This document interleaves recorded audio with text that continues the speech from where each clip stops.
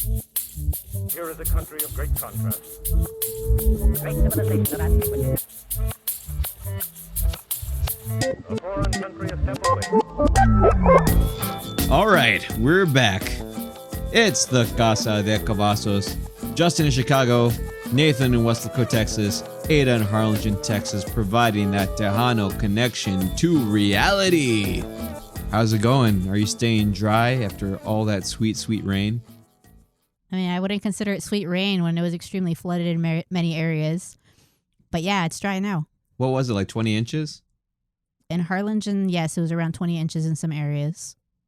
Weren't you getting into fights with people online who were just saying like, oh, the Democrat media lies, it wasn't 20 inches? I didn't even really understand what the complaint was. I read the article, which is a very vanilla article with just some basic numbers.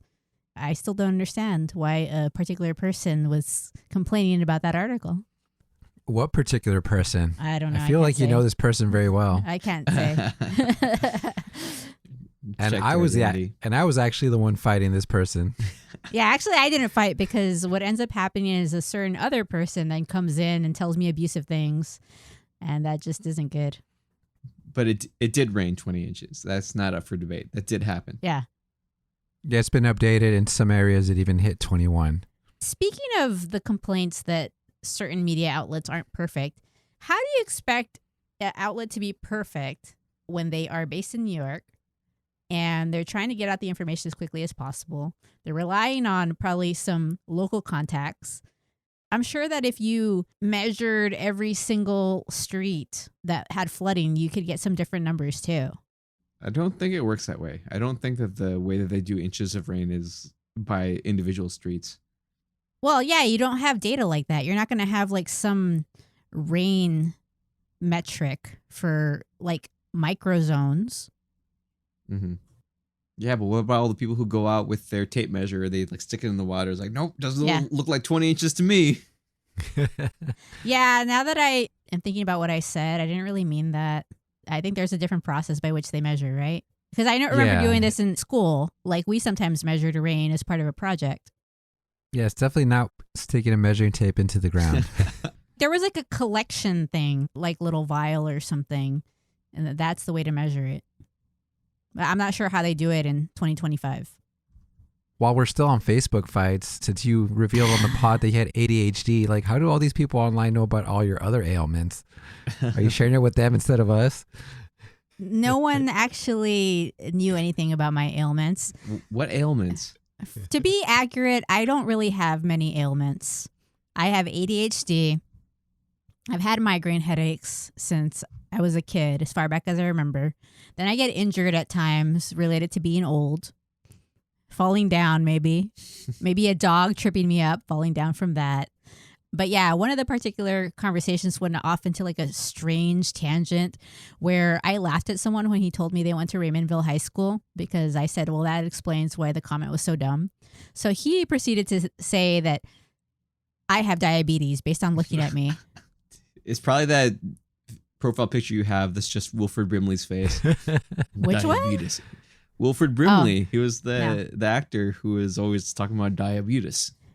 I have a really updated profile picture, actually, both on my Facebook, my Blue Sky, and other social media.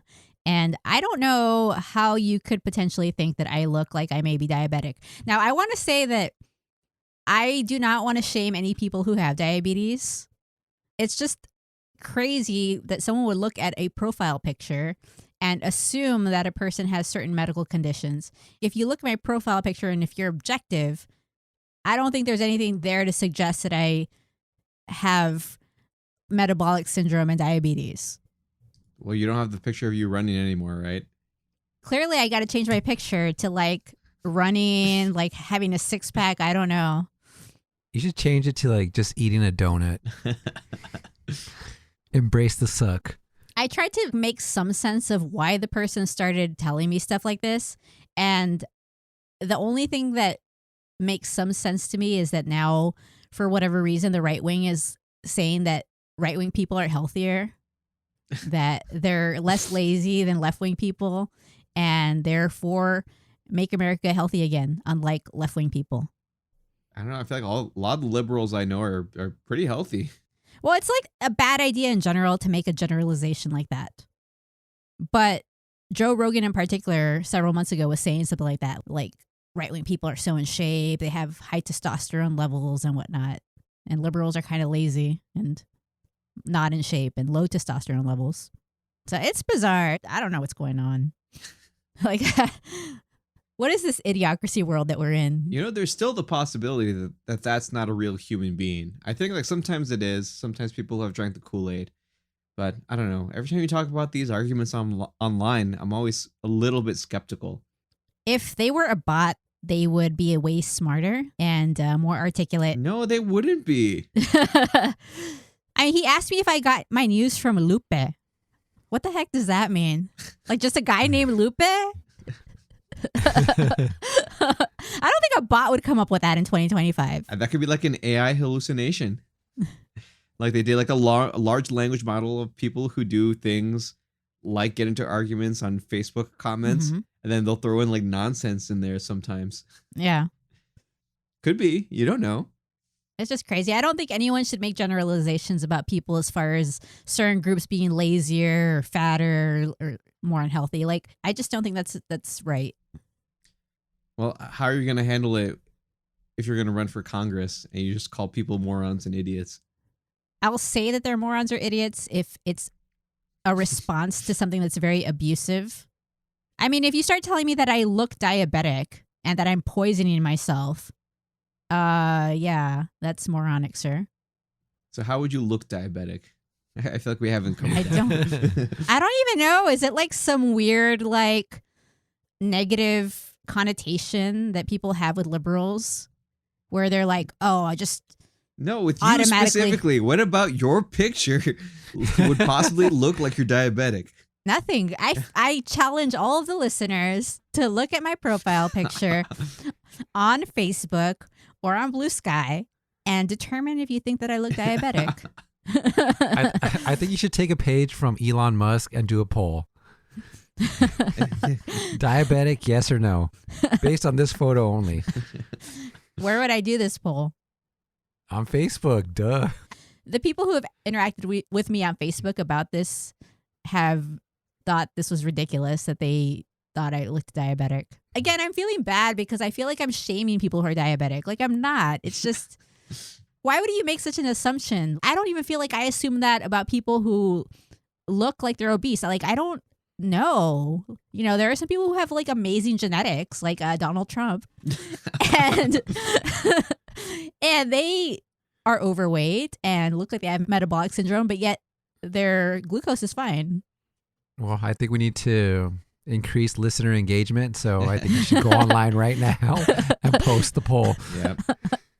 Go on the Blue Sky and Yes. just comment on any of Ada's threads, diabetic or not diabetic.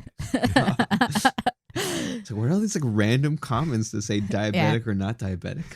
I don't know. It's tricky because, like I said, I don't want to shame other people, but at the same time, why are people shaming me for no reason? It's who knows?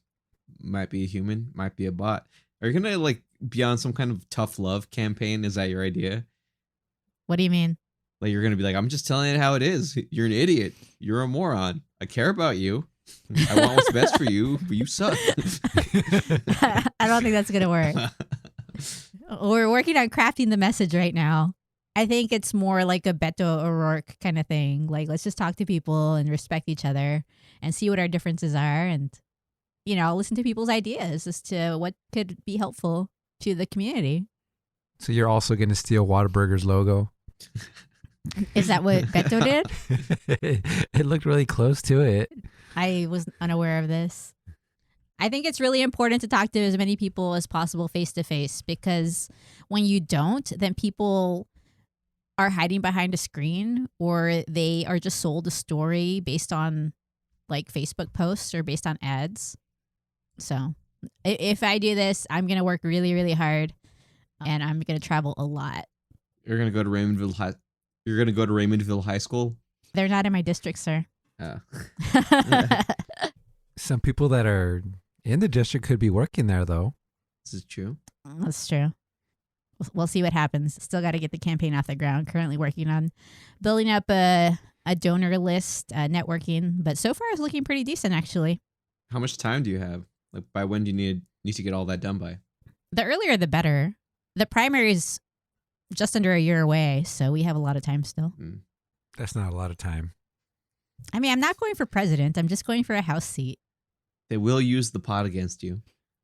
I have definitely thought about that, but at the same time, I think that we got to talk to people, and sometimes you don't say everything perfectly, but at the end of the day, I'm trying my best, and I think that I have a lot of good ideas, and I'm the type of person that can compromise and listen. And at the end of the day, I think it'll be fine as far as the pod. Yeah. Compromise and listen, and then call you a moron. So here's the thing. I don't think people really call each other morons when it's face to face. I think it's this whole internet age where people are only doing this because they're hiding behind a screen. I don't know. I'm pretty sure I've seen the Republican Party call people morons on live TV. Like, I can even tell you that I talk to a lot of Republican people in person at work, coworkers, and it's completely different when I talk to them in person versus when they comment on my Facebook posts. Sometimes I almost feel like I want to be mad when I see the person because of certain interactions we may have had online. But then when I see the person, I don't feel mad anymore. And I'm very good about being friendly, about forgetting about what we talked about online. And I'm willing to like even help them if they ask me for help about something else, about a job or whatever, advice. Like, I really don't hold a grudge about what people tell me online. And it's just so much different in person. Like, when you see a person, when you have that physical connection, it's just totally different.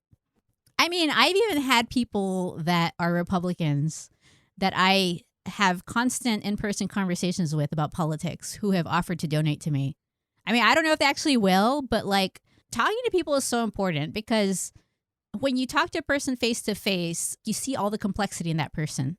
Mm-hmm. And you see that they're not just like this democrat or whatever, radical Marxist, communist. And it's just a different ballgame. When was the last time you called someone a moron or an idiot to their face? I'm not sure. Possibly never. I mean, I don't think that the answer would be never, because I feel like I was definitely not as good of a person when I was younger and more impulsive. I'm way nicer now. Like, I'm getting older, nicer, more motherly. Diabetic. Yeah, you'll be diabetic like all your constituents. I mean, Nathan calls people morons all the time, like his employees. I'm just kidding. Also not true. Hostile work environment. Hostile work environment. I have lied. I don't know anything about what happens there.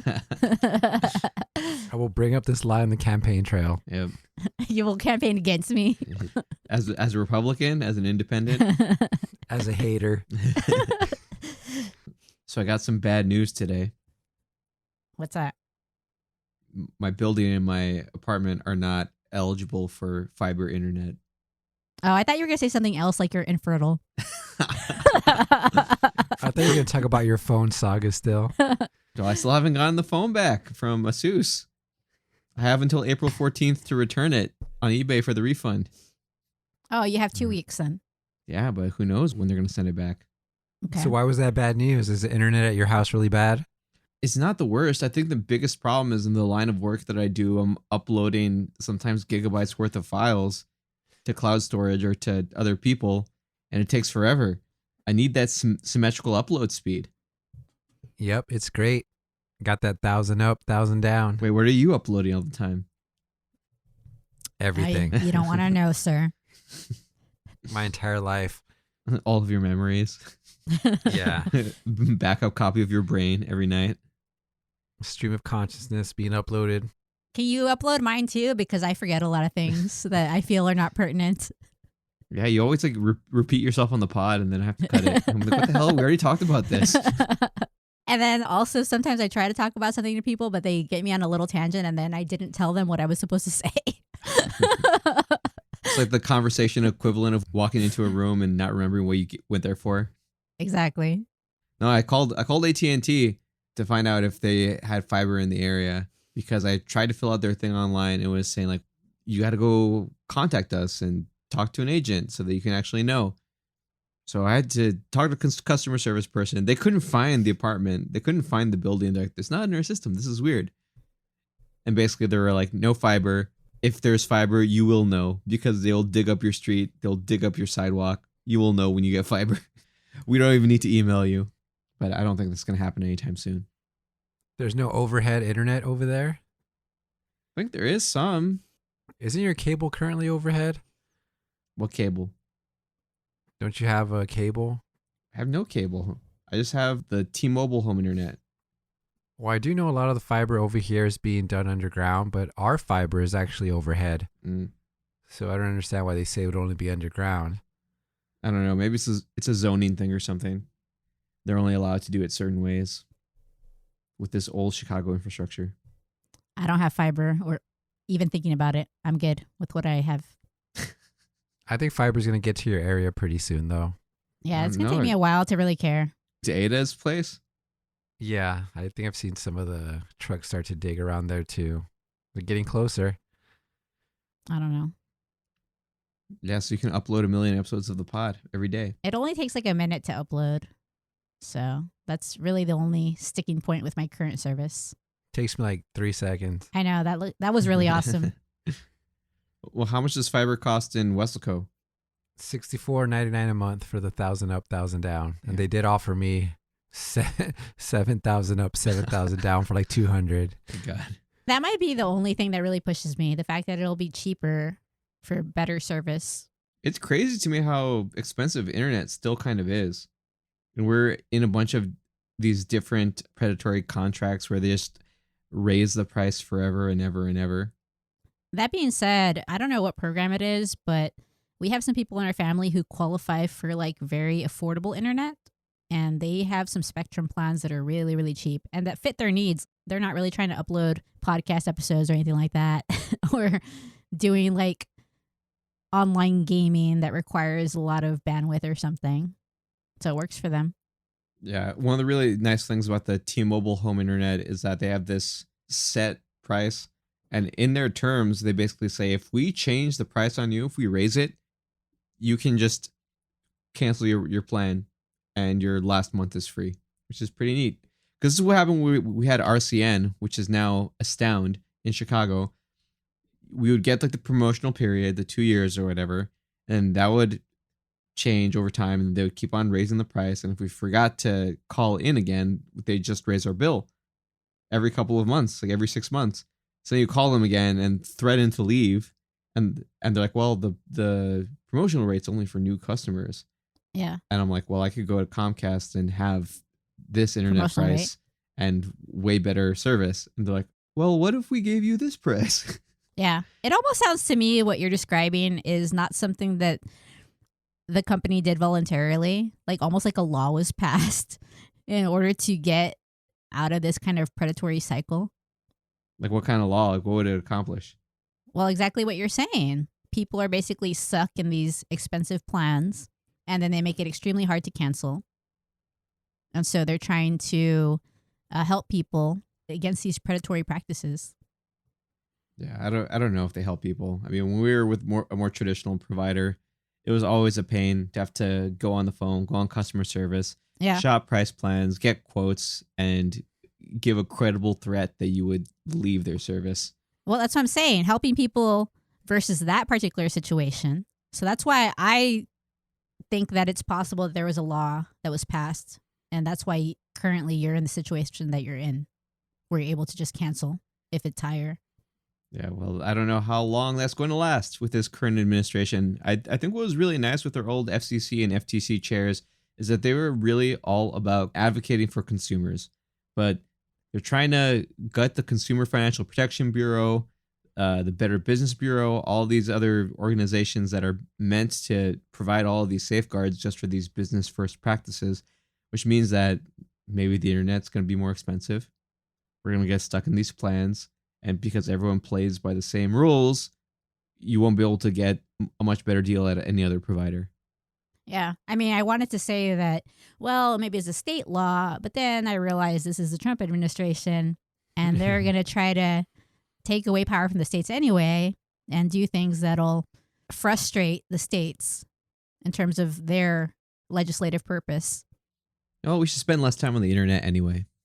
Should we? I think so. I don't know like what added benefit in our lives we get from browsing social media or looking at these news feeds and doom scrolling. Why should we be on the internet more?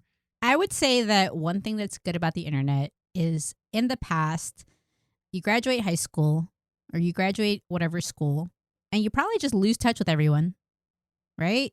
Like you'd have to like keep their phone number and call them directly to keep in contact. And most people you're not really going to want to keep in contact as far as like you don't have enough time and maybe they were just an acquaintance or not a very close friend. So I feel like it is nice to be able to keep in contact with a lot of people that were more acquaintances or not close friends.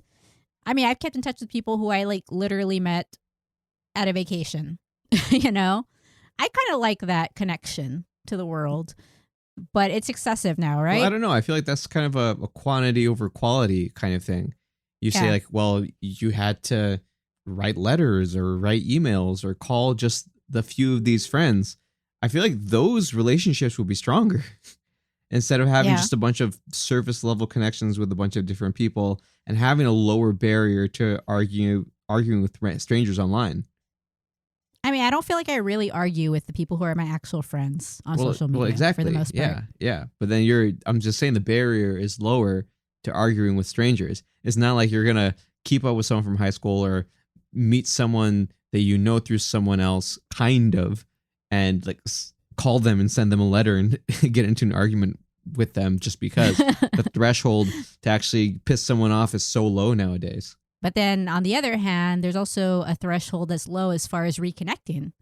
So sometimes I've had conversations by phone with people who I haven't really talked to in 20 years. Or maybe like you realize they're in a certain city that you're going to and people are like, hey, let's meet up even though I haven't seen you in 25 years. I don't know. There's pros and cons. But the problem is that most of us, probably me included, are on it way too much. I don't know. I never get into arguments with anyone online. I can't imagine like what my blood pressure would be like if I did. The problem with me is that when I feel like something is wrong, I feel like I have to do something about it. And that may have started as an ER doctor. I'm not sure. Like that's part of being an ER doctor. You have to be willing to say, hey, cardiologist, you're doing the wrong thing. You need to do this. So I don't know if that's part of it, but like sometimes I just can't help myself if what you're saying is just so bad. Nathan, do you have any thoughts on this? No, I do not. I have no thoughts on this. Well, I don't know. I feel like there's a certain calculation that you need to make then about whether or not it's worth it. I don't disengage when I think there's something wrong. When things happen in person or if I'm having a discussion with someone that I know, I'm going to have that argument. I'm not afraid of that conflict. If it's some random stranger online, what are the chances you're actually going to get through to that person over that argument? Yeah. You're just harming yourself at that point because like that's probably not going to happen. It's a fantasy world where you convince this person online. Usually I feel like it has a higher purpose and it's not just about that person. It's about informing other people as well. Like Bernie Sanders posted a Rogan clip and said, oh, Rogan's right about this, about universal health care. I'm like, Bernie, this is Rogan. Like, don't give him any credibility.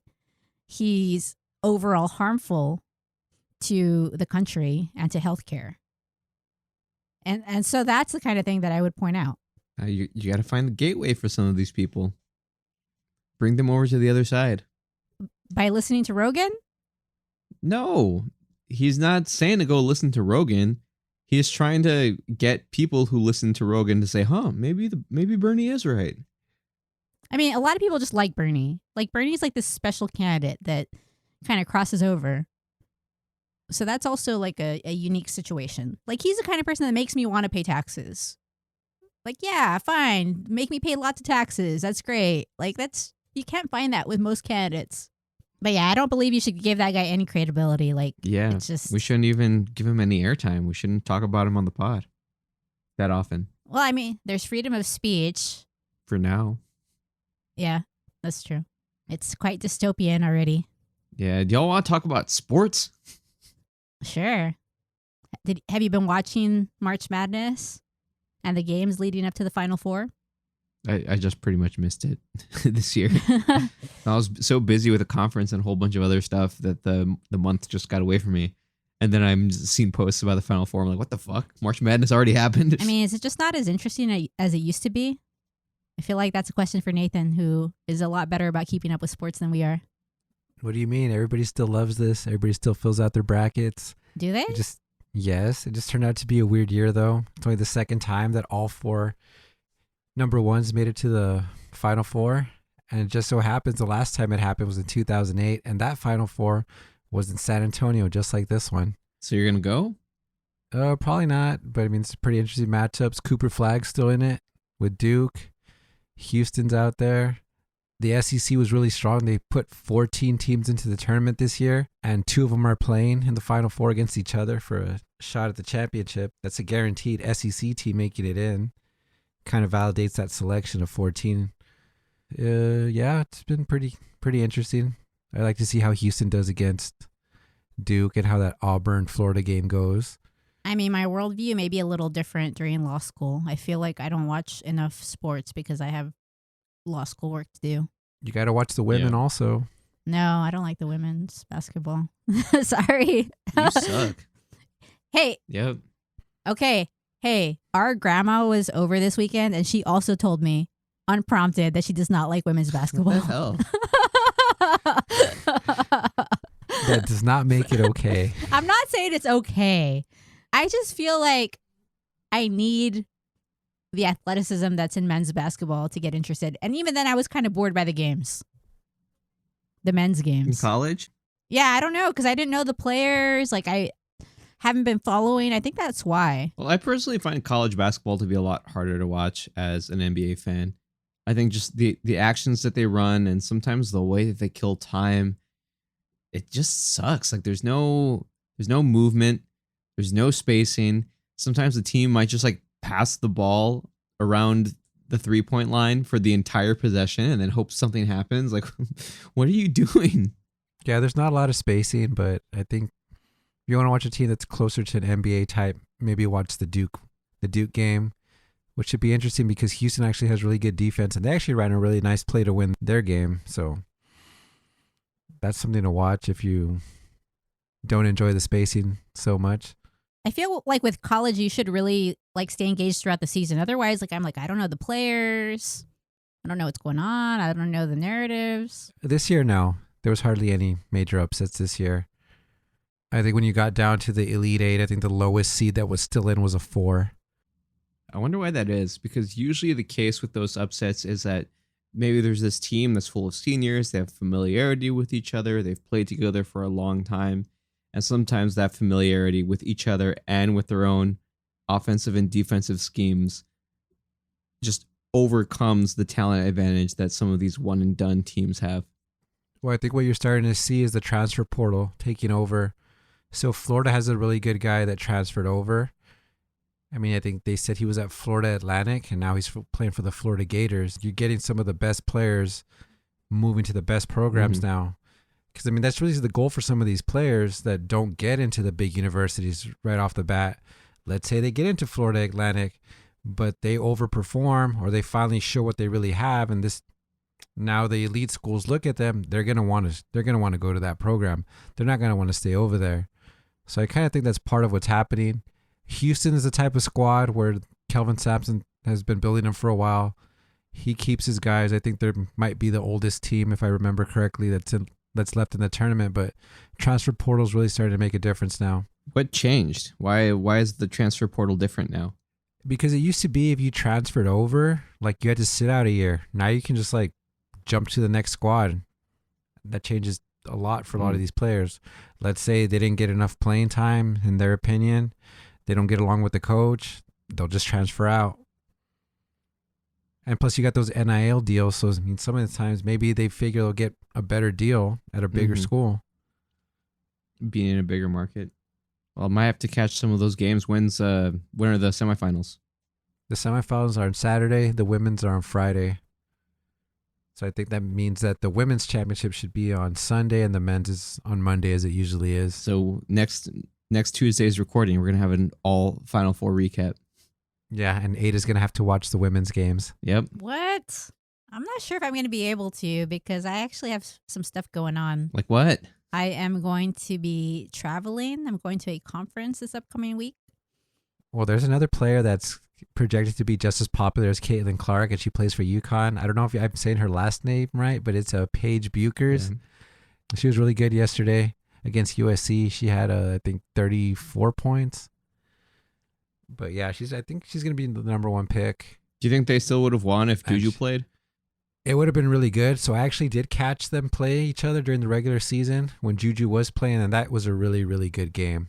So I wouldn't have put it past UConn to pull it out, even if she had been there, because when they played each other in the regular season, that game went down to the wire, and it was very competitive. So it's very possible that UConn still would have come Mhm. out.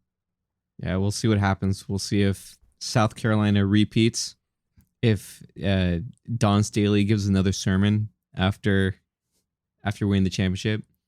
Was the sermon like a big deal or what? No, she's just like super religious. So she's just talking about like thanking Jesus and how the whole team like prays and all that.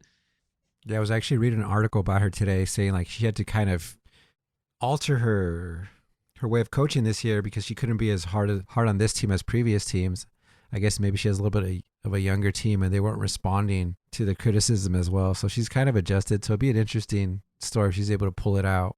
Yeah, they lost a lot of seniors last year. It's a good story as well. I mean, can really show that she can adapt and overcome. You're trying to convince me to watch because there's a good story behind it. That's how you get anyone to watch anything. If I try to get people who don't want to really care about basketball, I just try to tell them the storylines. Yeah. And I also said UT is in it. They're playing in South Carolina. Yeah, for some reason, like, the actual college doesn't really draw me. So you hate women's sports. Okay. No, that's not what I'm saying. I just feel like women's basketball is not super entertaining for me personally. There are other sports that I really like women's tennis, stuff like that. Women's swimming, women's track. I enjoy those. I mean, the basketball's gotten pretty good. The skill level's up there. All right, so who are your picks for Final Four? For the women's, I'm a UCLA fan, and this is their first Final Four. And as much as I like to pick them, I think UConn will take that one. And I think they're going to play against South Carolina, and I think they're going to win it. UConn's going to win it, and Paige will finally get her title. On the men's side, I'm pretty sure Duke's going to win, but I'm rooting for Houston. If Houston beats Duke, I think they'll win it all, but I don't think it's going to happen. So I'm going to have Duke against Florida, and I think Duke's going to win it. Flag's going to be like Melo. He's going to win the championship and then go straight to the NBA. And it's yet to be seen if you're going to go to the game or not. You haven't completely ruled it out, right? Oh, it's 100% rolled out. What about Ada? What about me? You could go to the Final Four in person. I'm going to be traveling. I've got a lot of things to do this week.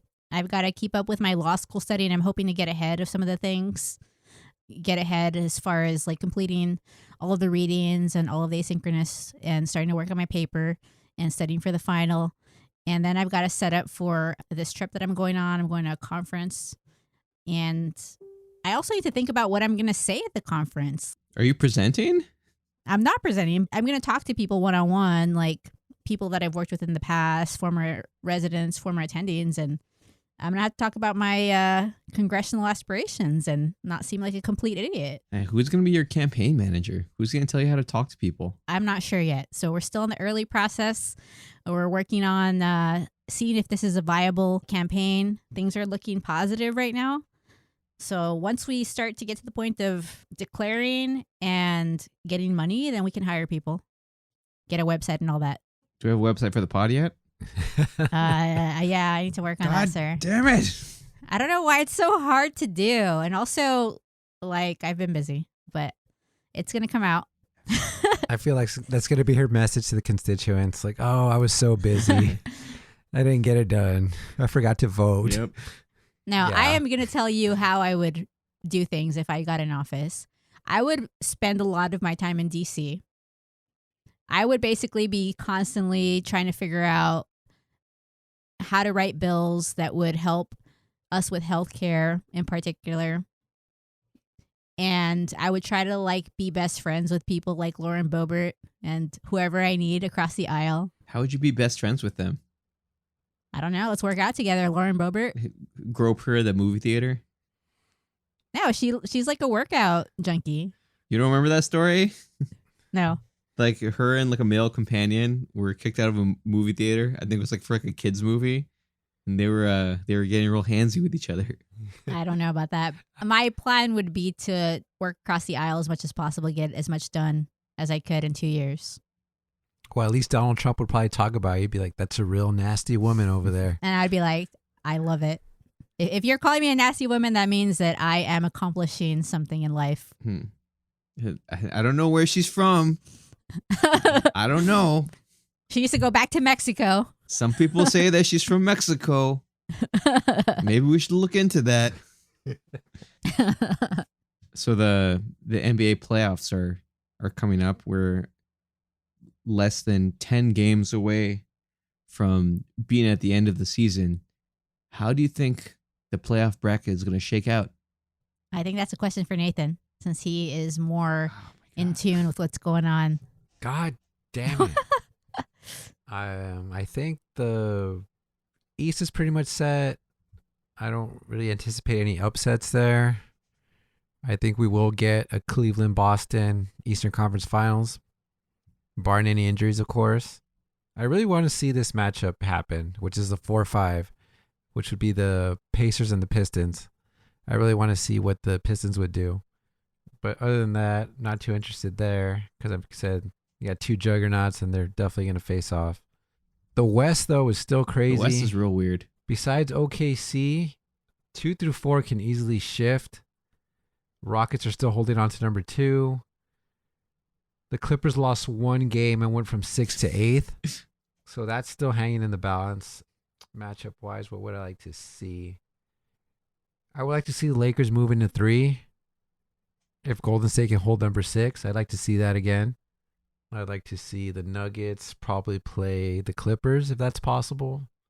And I'd like the Rockets to hold number 2 to see if they actually win a series. But I think it's going to be really hard if that number 7 is Minnesota or the Clippers. But I think the West, there's not really going to be any competition. I think OKC is going to take the West pretty easily. Do you think Phoenix will make the play-in? Oh, Kevin Durant just went out. So if you would have asked me this like 2 days ago, I thought they would have. But not anymore. Just looking at all these teams trending upward in the West, Golden State's, Minnesota, and the Clippers are all pretty solid. If any of the teams above them are losing ground, I mean, Denver is 5-5 in their last 10. Memphis is, after they fired their coach, a little bit before, like they're in free fall. Yeah, I think Memphis might go into the play-in. Ideal situation there is one of those two can steal that 5. But I don't really know if they can. The Clippers are still playing really well. Minnesota still playing really well, yeah. Golden State's kind of iffy to me right now, but I haven't looked at their schedule to know if they'd actually be able to hold into that spot either. Yeah, Golden State's weird because like if they draw the right matchups, they have a pathway to the finals. What? If they draw the right matchups. That's how they got to the finals last time.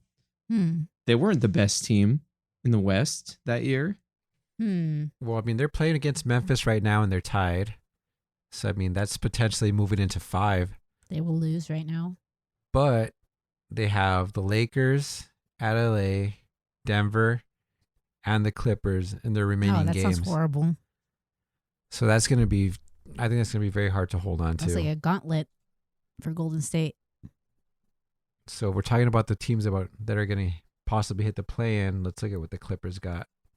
The Clippers already went through a gauntlet, so I'm assuming this is going to be easier. They got New Orleans, Dallas twice, San Antonio, Houston, Sacramento, and Golden State. So the Clippers took care of business in the hard part of their schedule, so they might be in a pretty good spot, actually. And Minnesota. They're playing Denver tonight, right? Yeah, that's a big game tonight for them. On TNT. Gotta watch it. Yeah, because if both of these games go the way of the Clippers. Clippers will move into sixth immediately. I think Minnesota also has a very favorable schedule, so I'm thinking maybe we're going to see Golden State go to the play-in. Yeah, I think I'm going to say that we're going to see Golden State in the play-in again, because after this game, Minnesota has Brooklyn, Philadelphia, Milwaukee, Memphis, Brooklyn, and Utah. That's a great way to end the season. So, I mean, I think they should move in. Maybe they'll get that 5 spot. I feel like the path of the Warriors would need to take to have a shot at any of this. I think maybe it goes through Houston. You're just kind of banking on the experience. I think if they end up getting matched up against the Lakers, I don't think the Lakers could take advantage of with the Warriors' size disadvantage. But I don't know who they'd play against in a third round that would not provide some stiff competition to them. Well, I mean, I think regardless, if they make it that far, it's going to be OKC. Unless something goes wrong, I don't see a world where OKC falls off. I mean, they're on a 10-game winning streak right now. Yep, they could still hit the 70 wins if they want to go for it. Have they talked about wanting to? No, but I mean, if they're still winning, like they have nothing to play for at this point. I think Cleveland, they're 3 games up on Cleveland. I guess they're playing for the overall number 1, I guess, at this point. Mm-hmm. So, I mean, potentially they could go for it. Yeah, but they're absurd this year. They're number 2 in opponents' points per game and number 4 in offensive points per game with a 13.3 differential, which is the highest in the league. Any team that's ever had a differential like that has always won the title, because they put up this stat the other day, and the other 3 or 4 teams that had a number like that, they've all won the title. So, I mean, if you watch them, there's really nobody out there that I think can stay with them. And I think they got the experience they needed last year against Dallas. So, and to me, it's only if Shea goes down. If Holmgren goes down, they can survive that. The only player they can't survive going down is Shea. If Shea plays, they're going to win it. All right, we got an update on the Wisconsin Supreme Court election results. This was the election that Elon was saying would possibly affect humanity and their future. Okay, so are we saved? I believe that we are not saved. We're done because Elon Musk's candidate does not appear to be on the path to winning. With 49% of the votes in, Susan Crawford is up 57% to 42%. The chief political analyst, Nate Cohn, is saying Susan Crawford has amassed a considerable early lead. She's running well ahead of Kamala Harris's showing last November, and the remaining vote does not seem likely to favor her opponent. Oh no, humanity is done. We're so done, according to Elon. But we're just talking about this. He claimed humanity was saved by Donald Trump just like 3 months ago. What happened? I don't know. This is a very bizarre playbook to be so dystopian about everything. Like a Wisconsin Supreme Court election? It's weird. Why is he so interested in the Wisconsin Supreme Court? Is he trying to build something there? I don't think so. I think that it's this whole thing about not wanting any of the judges to impede the Trump administration from doing what it wants to do. But why Wisconsin? I don't even know. We need a researcher for that. That's me. Hold on. Okay. But why Wisconsin? Hey, look that up. Silent researcher. The exact quote from Elon was, "The Supreme Court race could affect the entire destiny of humanity." What? I mean, like, doesn't it sound delusional? Yeah. Sure, hindsight 2020 and all that, but there's definitely all these conversations from the left about how, like democracy is at stake with this election for the president. And people are like, why are you guys being so dramatic? Okay, I didn't find the reason, but Trump had claimed on Truth Social on March 21st that if Crawford won, the movement to restore our nation will bypass Wisconsin. Okay. So basically, humanity would not be done. Basically, the rest of America would be restored and Wisconsin would just be stuck. Well, not just stuck, done. Yeah. Just humanity over in Wisconsin only. And a win from Crawford would cause total chaos. Back to what Justin was saying, though. Democrats were right. we're on our path to losing our democracy. That's why I said hindsight. I mean, it was already obvious before, and there was a whole both sidesism. Like, oh, well, everyone's saying that on both sides that it's going to be over. It's like, okay, but one side was actually realistic and not delusional, and that was the Democrats. I just don't understand how anyone buys this framing of what was supposed to be like a nonpartisan for this Supreme Court seat in a state, and suddenly it's about chaos and defending democracy and the future of humanity. Like, what the fuck are you talking about? Well, that's the problem with our system, though. We should not be electing judges. It should not be partisan. It should be like in the UK, where it's not partisan. Maybe England should have held on to us. Maybe we should still be part of the Commonwealth. I feel like I'm gonna be deported tomorrow. What? Just on that comment. Deported by association. Deported to England? That'd be cool, actually. Yep. They would definitely not take me to Oh, England. man. Because England is amazing. I would be the cartel electrician and probably get killed the first time a light flickered or something. It's like, it's your fault, dude. You said you wanted like 100 dimmers. He's like, yeah, but I was trying to set the mood and the light flickered. Done. Dead. Well, there is hope yet. As much as we hope that you keep on listening to this podcast. So keep on subscribing. If you haven't subscribed already, tell your friends. We're everywhere. We're in your mind. But also on iHeart, Spotify, Amazon, Apple, and YouTube.